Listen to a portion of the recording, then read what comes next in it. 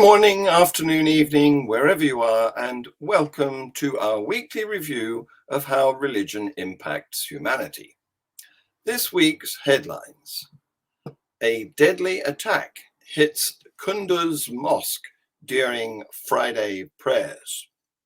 Another suicide attack hits the Kandahar mosque during prayers. The Texas abortion law needs to be updated. The news has been going on. An appeals court has reinstated the near-total ban. In Jason's Roman Catholic news, the first sexual abuse trial heard by the Pope's new criminal court absolves a priest of raping an altar boy, and a Catholic bishop didn't report a sex predator priest to the police. In the UK, Sir David Amess was murdered in a suspected Islamic terror attack. In Kongsberg, Norway, a bow and arrow attack appears to be Islamic terrorism. And some good news: the first gay pastor is invested in a Baptist church.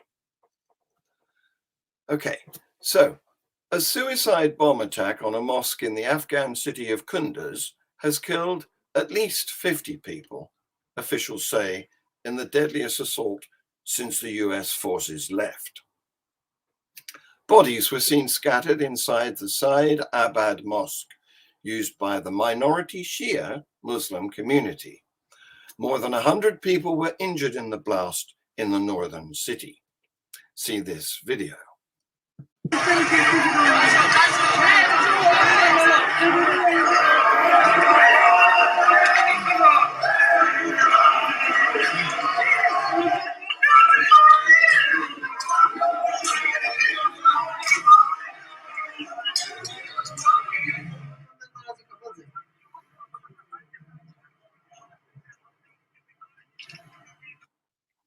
The Islamic State group said it was behind the attack. Sunni Muslim extremists have targeted Shias, who they see as heretics.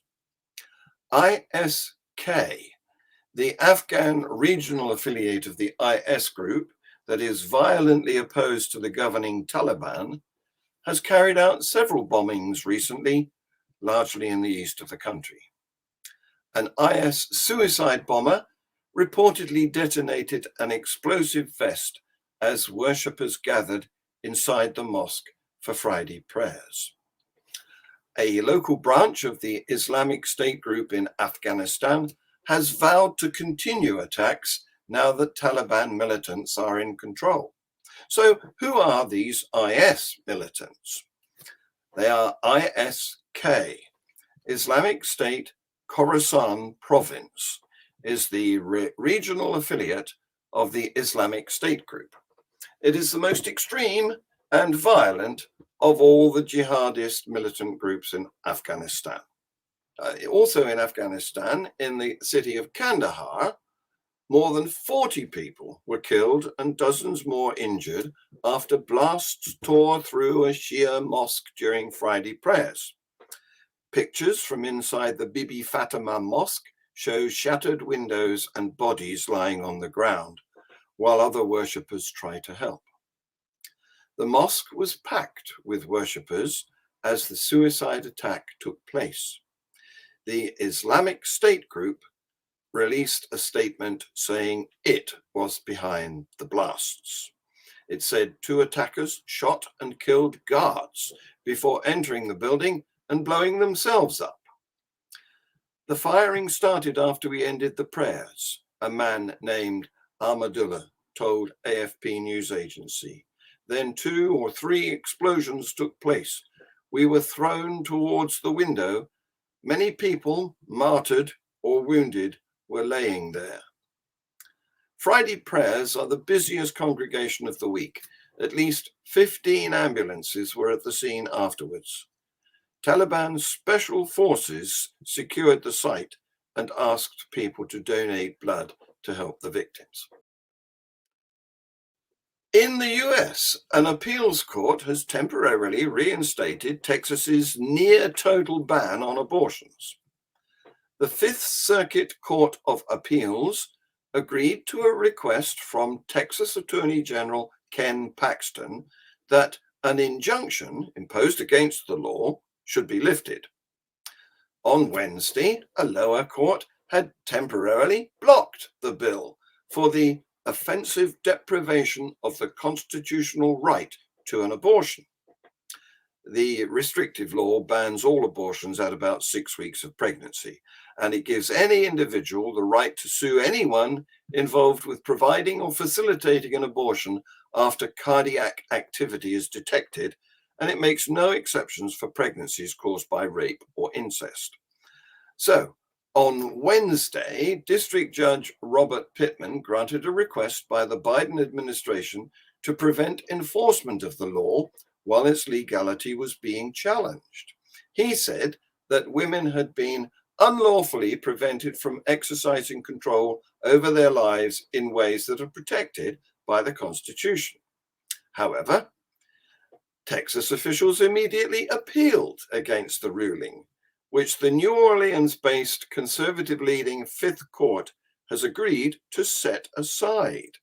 It ordered the Justice Department to respond to its ruling by Tuesday. In a statement following the latest ruling, Nancy Northup, president of the Center for Reproductive Rights, called on the Supreme Court to step in and stop this madness.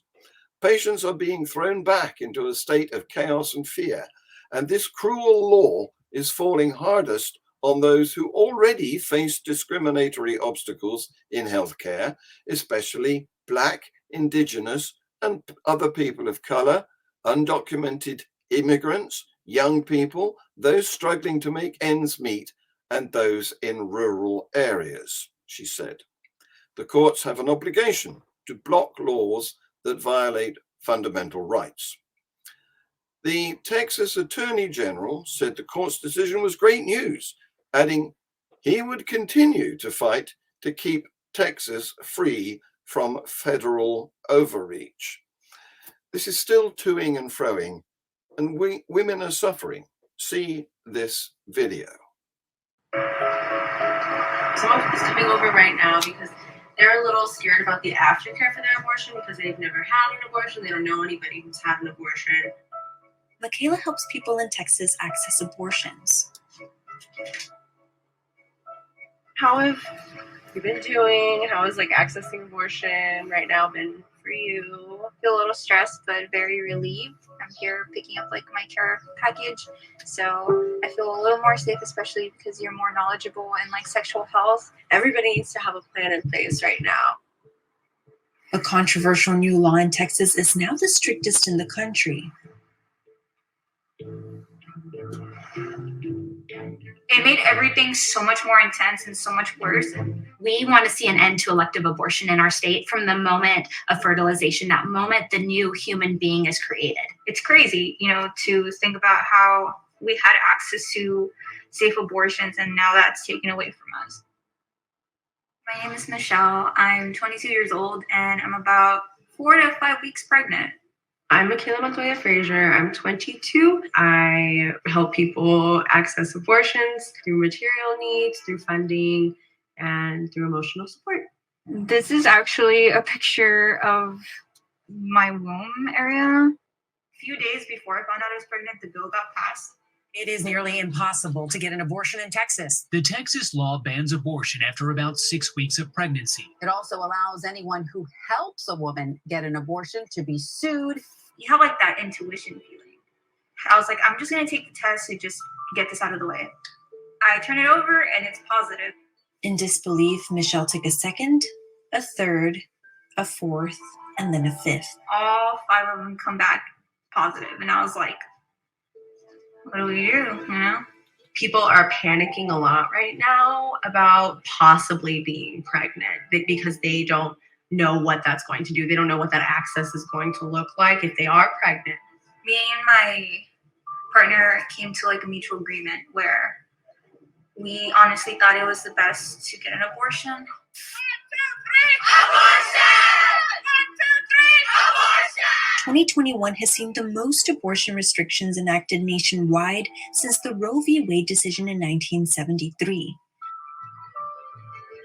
The law passed in Texas, called SB 8, is the most severe yet. We think that Roe v. Wade was the ceiling when in fact it's the floor. People are still not being able to access abortions whatsoever. In the past, the time limit on abortion in Texas was at about 20 weeks, and that meant about over 50,000 abortions happening every year in Texas. The new law makes abortions illegal as early as 6 weeks of pregnancy. This restriction amounts to a near total ban on abortion procedures, given that 85 to 90% of them occur after 6 weeks. We have been praying for so many years for a law like this that defends life to come to be. Sí es muy importante esas leyes para proteger especialmente esos bebés que no tienen voz, que no tienen voto, que están todavía indefensos ante la decisión de las madres. Abortion in the U.S. has long been a deeply polarizing issue. This is a controversial issue. It's one that people disagree on ardently. But at the end of the day, the question we ask is, what is the preborn child? What is in the mother's womb? Is it a human being worthy of legal protection and inherent with moral value and dignity? And if so, that's what we're fighting for. That's why we're fighting to end abortion. The demand for Michaela's help has increased exponentially since the law went into effect. This person says they're going to have to go to Oklahoma because of the new law. This person was 6 weeks in one day, and they said, I want more information on traveling expenses because I have to go out of state. Her biggest challenge, though, is to help people access abortion care in Texas before it's too late. I was sexually assaulted, and I'm terrified of being pregnant, especially with the new abortion law. Please help me. Do you feel lucky that you were able to figure out you were pregnant before you hit the 6 week mark? Actually was. I know usually women don't find out up until after 6 weeks. Yeah. You know, it's very rare that I heard that you find out before 6 weeks. Michelle will be taking an abortion pill at home to terminate her pregnancy just ahead of the 6 week mark. You know, not everyone is emotionally stable, mentally stable, financially stable to have a kid. When I was 18, I had gotten pregnant and needed to access an abortion and had a lot of trouble. People helped me access an abortion, and I owe the rest of my life to my abortions. I know what opportunities abortion can give to people. So why not just spend the rest of my life doing it? Now, Jason has got an excellent report, as usual, on the situation in the Roman Catholic field. Hello, I'm Jason Sylvester, aka Diogenes of Mayberry, bringing you this week's Catholic Report. This week, Pope Francis made a major announcement regarding church reform. Francis announced a 2-year program of consulting with every parish in the world regarding directions the church should go, climaxing in a 2023 Synod of Bishops who will decide on the findings. Some are hopeful it will lead to changes in attitude towards divorce, the ordination of women, the celibacy of the priesthood, and tolerance of homosexuality. However, as I pointed out in a previous segment, until the ultra-conservative old guard die off, those who came of age before the 60s sexual revolution and Vatican II, who still fight against those reforms, don't hold your breath for any meaningful change. In more of the church behaving badly, yet another bishop is implicated for not reporting sexual abuse to the authorities. Now a bishop in Sheffield, Heskett, a then parish priest in Liverpool in the late 80s, did not notify police after hearing complaints from the parents of 2 altar boys being molested by another priest at a monastery. Instead of punishment or even counselling, typically the offending priest was moved to another location in Scotland. It has not been announced if Heskett will be charged for concealing the abuse decades ago. And finally, just one day after the scathing French report came out over which Francis expressed his shame, the Vatican's new criminal tribunal absolved a priest of abuse and the bishop who allegedly covered it up. Citing that the offences occurred when the priest was a minor and that there was no proof of sexual coercion, the tribunal acquitted the priest of the charges of molesting his classmate in a training seminary for altar boys at St. Peter's. While I concur with the tribunal's findings in this case, it is not a good sign that this new spirit of prosecuting sex offenders will be taken seriously, but that more excuses will be found to exonerate offenders. Thanks for watching, and if you like my reports, please check out my social media links and follow for more content. Back to you, John. Thank you, Jason. The killing of Conservative MP Sir David Amess is being treated as a terrorist incident by Essex police. Sir David was stabbed multiple times at his constituency surgery in Leigh-on-Sea. The Metropolitan Police said there was a potential link to Islamic extremism.